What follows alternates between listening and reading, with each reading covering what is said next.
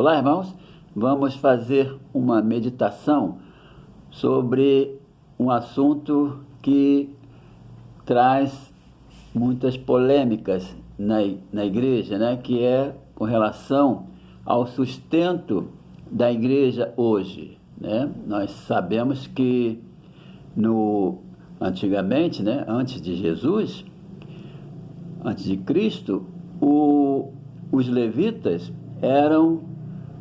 viviam dos dízimos, né? Dos dízimos das ofertas que eram oferecidos aos levitas, né? Ao templo, né? Para o sustento dos sacerdotes e dos levitas que tinham esse serviço, essa liturgia no templo.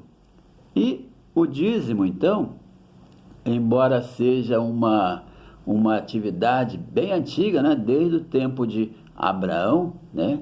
Se nós formos lá em Gênesis, no capítulo 14, versículo 20, nós já vamos observar esse hábito que tinha as pessoas de oferecer o dízimo do que eles produziam, né? Seja na agricultura, seja na criação de animais, oferecer às pessoas como uma paga, né? Para pagar algum benefício, né? Que eles deviam. Então, Abraão, ele ofereceu o dízimo de tudo que ele tinha a um rei chamado Melquisedeque, né? Que era lá o rei de Salém, antigo nome de Jerusalém. Então, esse hábito do dízimo é bem antes de Moisés, né? E já no tempo de Moisés, que houve então a necessidade de ordenar, de se fazer as leis, mandamentos, né? Porque quando o povo de Israel saiu do Egito, né? Moisés recebeu ordens de Deus para ditar as leis, né? Os mandamentos. Então, e o que coube ao povo essa tribo de Levi, né? Que era os sacerdotes, né? Os músicos, e eles então, os sacerdotes e os músicos e as pessoas que ajudavam nas cerimônias religiosas, eles não tinham herança nenhuma. Então, eles teriam que ser sustentados pelas outras tribos. Então, as outras tribos, então, teriam que dar o dízimo de tudo, né? Do que eles produziam, né? De animais, da produtividade agrícola, era então destinado a essa tribo de Levi, né? Que deu origem aos levitas, né? Aos músicos e aos sacerdotes. Então, nesses mandamentos, né? Foi ordenado então que se dedicasse, que se desse o dízimo para a liturgia, para os cultos, né? Para o sustento dos sacerdotes, né? Então, isso aí realmente estava lá no Antigo Testamento, né? Para que os levitas fossem sustentados pelas outras tribos, né? Por meio da oferta dos dízimos da produção agrícola, né? Porque não tinha ainda moeda, né? Naquele tempo, né? Então, eles eram sustentados por meio da produção, ofertas de outras tribos, né? E isso, então, foi determinado, era a tradição do povo de Israel que isso fosse feito, né? Então, era hábito do israelita dar o dízimo para oferecer ao templo, né? No caso, agora já no tempo de Jesus, que já havia o templo, né? E os sacerdotes e os levitas viviam desse dízimo. E esses fariseus, né, que preservavam, que ficavam fiscalizando, né, os hábitos das pessoas, também tinham o hábito de dar o dízimo de tudo, né? De toda a produção que eles tinham, davam o dízimo, né? Então, para cumprir aí a lei, né? Porque também era hábito e era tradição deles. E no tempo de Jesus, que dizia que Jesus, quando criticou também esses fariseus, né? Porque eles davam o dízimo de tudo, né? Até mesmo da hortelã, do endro, do cominho, mas não praticavam as outras partes mais importantes da lei, né? Que era a justiça, a misericórdia e a fé. Ou seja, ajudar as pessoas, ter misericórdia com as outras pessoas. Tinham um coração duro, faziam tudo para se tornarem justos, né? Para serem considerados como justos, como cumpridores da lei, né? Davam o dízimo de tudo, mas não faziam as coisas que eram necessárias, né? Que era a misericórdia, a justiça e a fé. Então, por isso que Jesus Cristo ficava só observando também. Nós vamos fazer uma leitura com relação a essa oferta, né? De dar os dízimos, né? Já no tempo de Jesus, e depois continuou com os apóstolos. E nós vamos ver que no Novo Testamento não tem nenhum texto que fale sobre a obrigatoriedade de dar o dízimo. Não que eu sou contra nem a favor, né? Os irmãos que quiserem ajudar, porque as igrejas, nenhuma delas sobrevivem de ajuda de governo nenhum.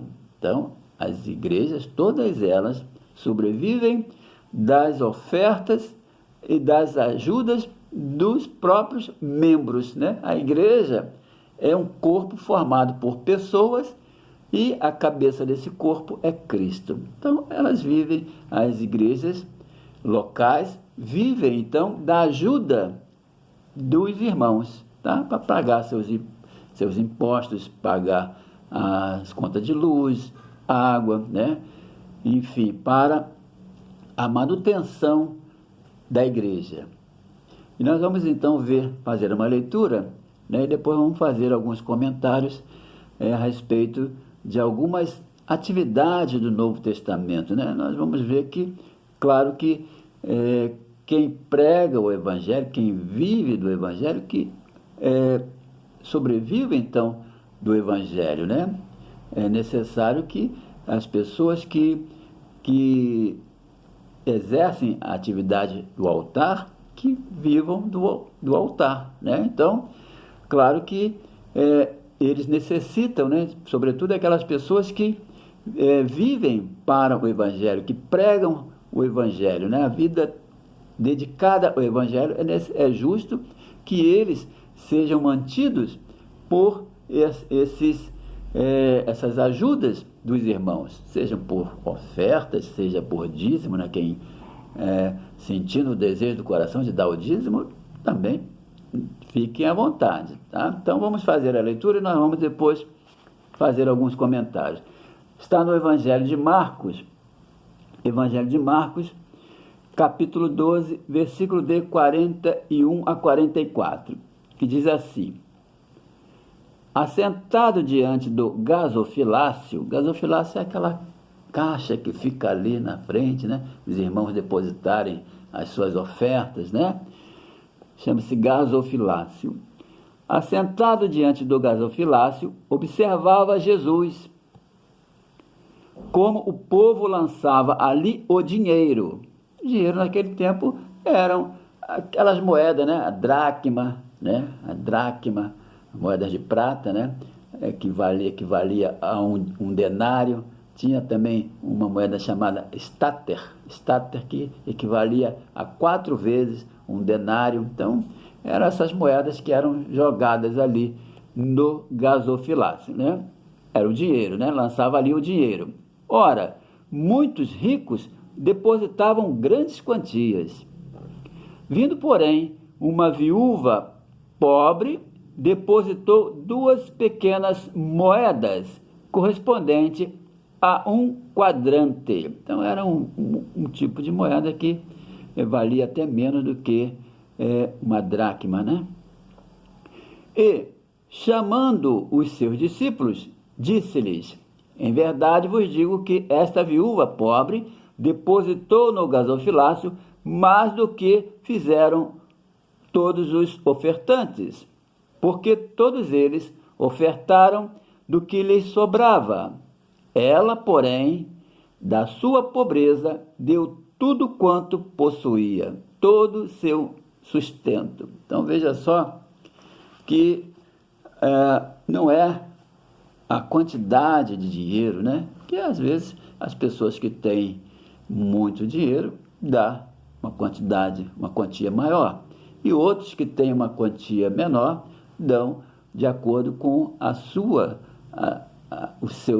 necessidade, né? O que ela possui. Então, veja só que não há aí uma determinação para se dar uma quantia, né? De determinar ali uma quantia de 10%, né? Porque tem pessoas que podem dar até mais do que 10% do que elas ganham, né? E outras que não podem dar nem 10%, tá? Porque vai lhes fazer falta, né? Então, veja só, então, no Novo Testamento, eu, pelo menos, não vi nenhuma determinação de se dar o dízimo, né? O dízimo era, né, a 10ª parte da colheita e de animais que os israelitas ofereciam a Deus, ou seja, ao serviço religioso, ao serviço na época do tabernáculo, na época do templo, tá? Então, esses dízimos, né, das colheitas dos animais eram oferecidos para o sustento dos levitas, né, dos estrangeiros, dos órfãos e das viúvas, ou seja, dos pobres, né? Então, era uma oferta que a Bíblia diz que é para que Deus abençoe as pessoas que dessem essas ofertas, né? Então, mas o dízimo era essa tradição, né? De se oferecer. Então, hoje, nós estamos vendo aqui que isso era para o povo de Israel. No Novo Testamento, na Nova Aliança, claro que devemos continuar ajudando aos mais necessitados, né? E nós sabemos que nas nossas igrejas, nas igrejas espalhadas pela face da terra, existem pessoas necessitadas, crentes mais necessitados que os outros, que também essas ofertas é para ajudar também aos pobres. Então, que Deus também coloque no nosso coração esse sentimento de ajudar as igrejas, né, para a sua manutenção, para que elas continuem evangelizando e levando o nome de Jesus Cristo a outras pessoas. Amém?